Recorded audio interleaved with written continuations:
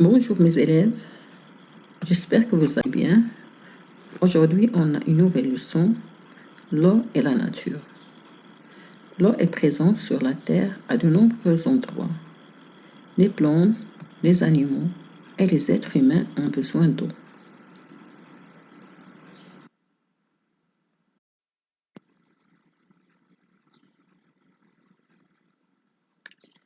D'où vient l'eau que nous utilisons? Je me demande et à quoi l'eau nous sert-elle? Donc, on peut utiliser l'eau pour faire la vaisselle, se laver, faire les toilettes, laver le linge, boire, pour cuisiner, arroser les plantes, arroser le jardin, etc. Usage de l'eau. Volume consommé en litres. Un bain de 100 litres. Une douche, 60 litres. Chasse d'eau, 30 litres. Brossage de dents, 5 litres. Nettoyage de linge en machine, 70 litres. Nettoyage de la vaisselle, 15 litres. La préparation d'un repas, 9 litres.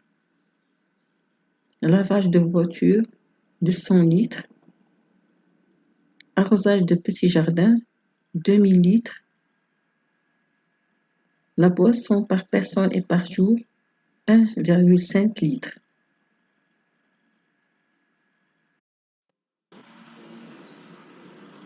Lis le document 1 et réponds aux questions. Quelle est la quantité d'eau consommée si une personne effectue toutes ses activités le même jour? 2590,5 litres. Quelle est la quantité d'eau consommée lors d'une douche? 60 litres. À ton avis, pourquoi vaut-il mieux prendre une douche qu'un bain? Car la consommation d'eau d'un bain est supérieure à la consommation de l'eau d'une douche. L'eau que nous utilisons pour toutes les activités est-elle potable? Oui, elle est potable, car l'eau potable est une eau que l'on peut boire ou utiliser. Est-il utile d'avoir de l'eau potable pour les toilettes? Bien sûr non. Par quoi pourrait-on remplacer l'eau potable des toilettes? Par de l'eau de pluie, ou bien de l'eau non potable, ou bien de l'eau salée. Donc on peut le remplacer par de l'eau de pluie ou bien de l'eau salée. Y a-t-il d'autres utilisations pour lesquelles l'eau potable n'est pas nécessaire? Bien sûr, il y en a plusieurs. Il y a lavage des voitures, arrosage de petits jardins, nettoyage de linge en machine.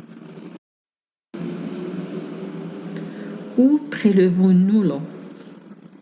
On prélève l'eau des glaces, des lacs, des fleuves et des étangs.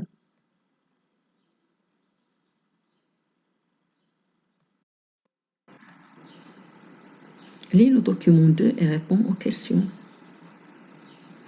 D'où proviennent les eaux de surface, c'est-à-dire les eaux des lacs, des fleuves, des rivières? Les eaux de surface proviennent de la pluie et de la fonte des neiges. À quoi faut-il faire attention lorsque l'on prend l'eau des cours d'eau? Il faut faire attention aux impuretés qu'elle peut contenir.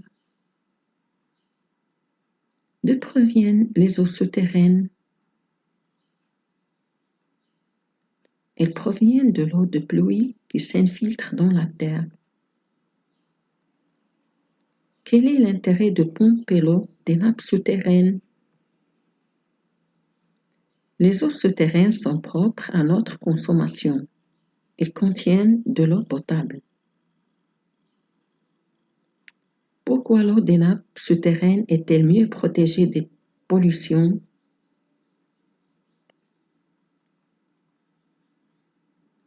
Car elle se trouve au fond de la terre, loin de la pollution.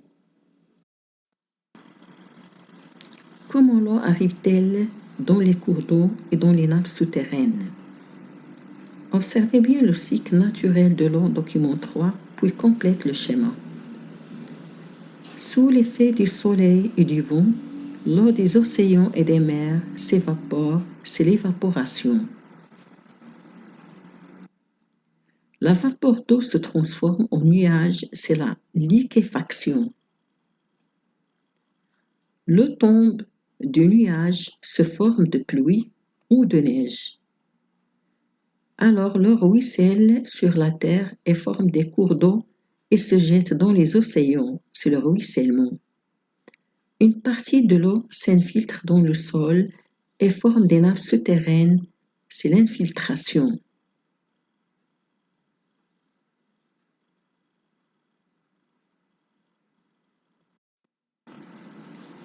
Je comprends que le cycle d'eau est un phénomène naturel qui représente le parcours d'eau entre les grands réservoirs d'eau liquide, solide ou vapeur d'eau sur Terre. Exemple, les océans, les nappes souterraines. Bon courage et merci.